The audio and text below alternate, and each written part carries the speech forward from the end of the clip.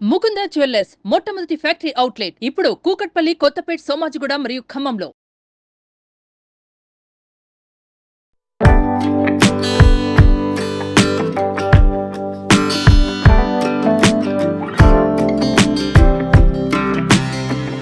Welcome to mom's kitchen.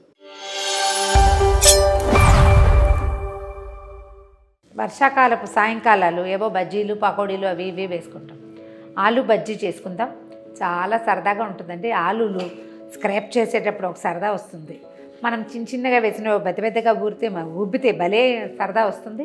ఎన్ని తిన్నా ఇంకో 2 తిందామనే అనిపిస్తుంది. అయితే ఈవినింగ్ ఆయిల్ ఫుడ్ తింటే రాత్రికి భోజనం తగ్గిపోతుంది. పిల్లలకి స్నాక్గా బాగుంటుంది. మధ్యాహ్నం ఏదైనా లంచ్ ప్లాన్ చేస్తే అందులో ఒక సైడ్ డిష్గా కూడా బాగుంటుంది. సింపుల్గా ఆలు బజ్జీ ఎలా చేయాలో చూద్దాం. మీడియం సైజు ఆలులు తీసుకుని చెక్కు తీసేయండి. ఇదివరకు బజ్జీలకి చెక్కు తీసేవాళ్ళం కాదండి. శుభ్రంగా కడిగేసి వాళ్ళు నీళ్ళలో వేసి నానబెట్టేసి ఒక 10 నిమిషాల తర్వాత చక్కగా ఎక్కడైనా ఐస్ కళ్ళు ఉంటాయి కదా, వాటికి మొలకలు వస్తాయి. ఐస్ ఎక్కడుంటే అక్కడల్లా రిమూవ్ చేసి ఒట్టిగా చెక్కుతోటే తీసేవాళ్ళం. ఇవాళ రేపు ఆ చెక్కు ఉంచుకోవడానికి భయం వేస్తుంది.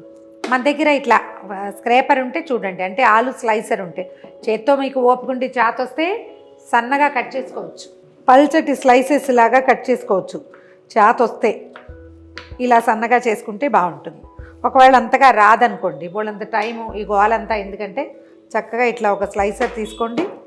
ఇలాంటి చోట ఒకవేళ ఇది ఇలా నొక్కులుగా ఉండే డిజైన్ వస్తుంది, అది కూడా బాగానే ఉంది.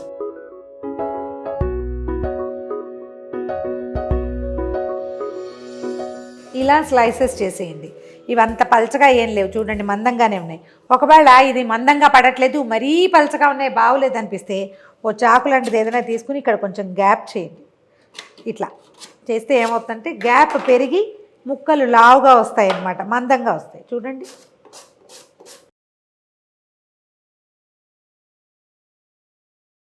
చక్కగా వచ్చినాయి. బజ్జీలకు చాలా బాగుంటాయి ఇవి. చాకుతో కోస్తే ఏమవుతుందంటే ఓ ముక్క లావుగా ఓ ముక్క సన్నగా అట్లా అనీవెన్గా వస్తుంది.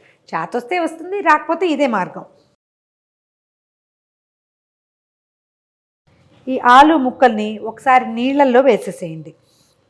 1-2 టైమ్స్ నీళ్లు మార్చేసేయాలి. ఆలులో ఉన్న స్టార్చ్ పోతే ఇది ముక్క కరుగ్గా అవుతుందన్నమాట. నీళ్ళు మార్చేసి కొంచెం సెపరేట్ చేసి చేతితోటి చక్కగా 2-3 సార్లు కడిగేసేసి ఒక పెద్ద ప్లేట్లో విశాలంగా ఏర్పరిచి పెట్టుకోండి. వీటిని నీటిలోంచి తీసి బజ్జీల పిండిలో ముంచితే ఏమవుతుందంటే బజ్జీల పిండి పల్చగా అయిపోతుంది. తర్వాత మళ్ళీ పిండి కలుపుకోవాల్సి వస్తుంది, రుచి తేడా వచ్చేస్తుంది. మొదటి బజ్జీ ఓ రకంగాను, చివరి బజ్జీలు ఇంకో రకంగాను వస్తాయి. అందుకని నీటిలోంచి తీసేయాలి. కాసేపు ఒక 1 మినిట్ నీటిలో ఉంచేసరికల్లా ఇది ఇందాకటి కంటే కూడా గట్టిగా అయింది. చూడండి, చిన్న స్ట్రెంగ్త్ వస్తుంది అనమాట. ఇందులోకి తీసి ప్లేట్లో వేసుకుందాం. ఆలు నీళ్ళలోంచి తీసి విడివిడిగా పెట్టేయండి. కొంచెం ఆరిపోతే చాలు. దీన్ని బట్ట వేసి తోడవలసినంత అవసరం అయితే లేదు, జస్ట్ విడిగా పెట్టుకుంటే చాలు. ఇది కొంచెం పని మనకి. ఈ పని చేసేస్తే తర్వాత ఇబ్బంది లేదు. నీరు ఉందనుకుంటే దులిపేసేయండి.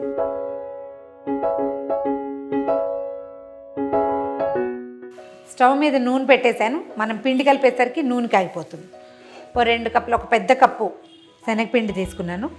మామూలుగా శనగపిండిలో కొంచెం మనం కొట్టుపిండి అయితే షాప్ నుంచి తెచ్చింది అయితే ఒక చిన్న బరకు ఉంటుంది. ఇలాంటివి బజ్జీలకు బాగుంటాయండి.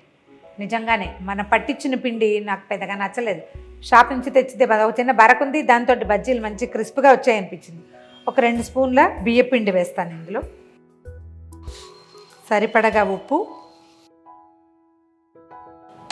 ఒక్క చిటికెడు ఎర్రటి కారం, కొంచెం కలర్ రావడం కోసం. అయితే నేను కారం మీద బేస్ అవనండి ఎప్పుడు కూడా. ఇందులో ఖచ్చితంగా అల్లము, పచ్చిమిర్చి, కొంచెం కొత్తిమీర గ్రైండ్ చేసేసి పెట్టుకుంటాను. శనగపిండికి అనుపానంగా అల్లం తినాలని చెప్తారు, అది డైజెస్ట్ అవ్వదు చాలామందికి, అందుకని అది పెట్టుకుంటాను అనమాట. అల్లం, పచ్చిమిర్చి గ్రైండ్ చేశాను. మనకు కారం సరిపోతుంది. అండ్ నూనెలో వేగటం వల్ల ఈ పచ్చిమిర్చికి ఉన్న పిచ్చి కారం తగ్గిపోతుంది. ఒక చిన్న ముద్ద ఇది వేసాను. దాంతోపాటుగా ఒక 1/2 స్పూను వాము, ఇది కూడా డైజెషన్కి మంచిది, రుచి కూడా బాగుంటుంది. దీంతో పాటుగా ఒక 1/2 టీ స్పూను వంట సోడా వేశాను. ఈ బజ్జీలు ఏంటంటే పొంగవు సోడా వేయకపోతే, అందుకని ఎప్పుడైనా ఒకసారి తింటాం కాబట్టి వేసుకోవచ్చు. ఇది రోజువారీ మనం సోడా వాడకం చెయ్యం, కానీ ఎప్పుడైనా వన్స్ ఇన్ ఏ వైల్ ఇలా చేసుకోవచ్చు. సోడా వేయకూడదు అనే అభిప్రాయం ఉంటే కనుక ఎక్కువ బియ్యపిండి వేసుకోండి. దానివల్ల కనీసం క్రిస్ప్గా అన్నా వస్తాయి. ఉబ్బుగా వచ్చినా రాకపోయినా, అంటే బొంగకపోయినా బజ్జీలు క్రిస్పీగా వస్తాయి. కొద్దిగా నీళ్ళు పోస్తూ బజ్జీల పిండి మాదిరిగా కలుపుకోవాలి. నేను అదే కలుపుతూ దాని మాదిరిగా అని చెప్తున్నాను కదా. చాలామందికి అండి అల్లం పచ్చిమిర్చి వేసి పిండిలో కలిపాక అందులో చేయి పెడితే చేతులు భగ్గుమని మండుతాయి బజ్జీలు అయిన తర్వాత. అలాంటి పద్ధతి ఏదైనా శరీరంలో మన ఒంటి తీరుంటే, అందుకని నేను చేయి పెట్టను అంటే కొన్ని వంటకాలు అవ్వవు కదా, చేతులు పెట్టకుండా అవ్వదు. అందుకని ఏం చేయొచ్చు అంటే, ఇలాంటి వాళ్ళు ఫ్రీక్వెంట్గా కొబ్బరి నూనె రాసుకోవాలి. నూనె రాసుకుంటే చేతులు మంట తగ్గిపోతుంది. పిండిని ఇట్లా గరిట జారుగా చేయి జారుగా కలుపుకోవాలి. ఏమీ లంప్స్ లేకుండా చూసుకోండి. ఒకవేళ పచ్చిమిర్చి వద్దు అనుకుంటే మిరపకాయలు మానేయచ్చండి. బట్ వాము తర్వాత ఏమో కొంచెం అల్లం తప్పకుండా వేసుకోండి. రుచి చాలా బాగుంటుంది, అది మంచిది కూడా ఒంటికి. ఈ ఆలు ముక్కల్ని పిండిలో వేసేసుకోండి.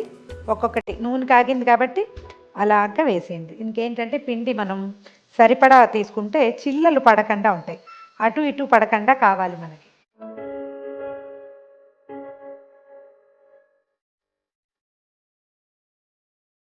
మంచి రంగు వచ్చాక తీసేసేయండి. ఎట్లా అంటే ఫస్ట్ టైం వేసినప్పుడు కొంచెం సుమారుగా వస్తాయి, రెండోసారి నూనె కరెక్ట్గా కాగిపోతుంది రెండోసారికి. అప్పటి నుంచి అన్నీ చక్కగా నీట్గా సెట్ అవుతాయి.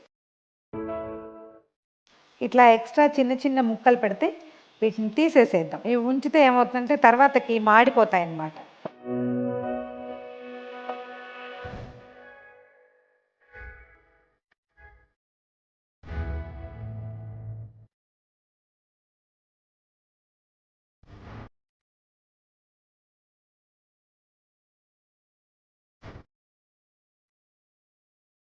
చిన్న వాయిలుగా బజ్జీలన్నీ ఒకటొకటిగా వేసి తీసేయండి. ఈ మాత్రం రంగు వస్తే చాలు. మనం ఇందులో అల్లం పచ్చిమిర్చి వేసాం, ఈ కలర్ వచ్చింది. అలా కాకుండా మనం ఒట్టిగా కారమే వేస్తే కొంచెం రంగు డిఫరెంట్గా మారుతుంది. మన ఛాయిస్ని బట్టి అయితే కారం, లేకపోతే అల్లం పచ్చిమిర్చి ముద్ద వేసుకోవాలి. ట్రై చేసి చూడండి. ఈ వీడియో కనుక మీకు నచ్చినట్లయితే లైక్ చేయండి, షేర్ చేయండి. మరిన్ని ఇంట్రెస్టింగ్ వీడియోల కోసం సుమన్ టీవీ మామ్స్ కిచెన్ని సబ్స్క్రైబ్ చేసుకోండి.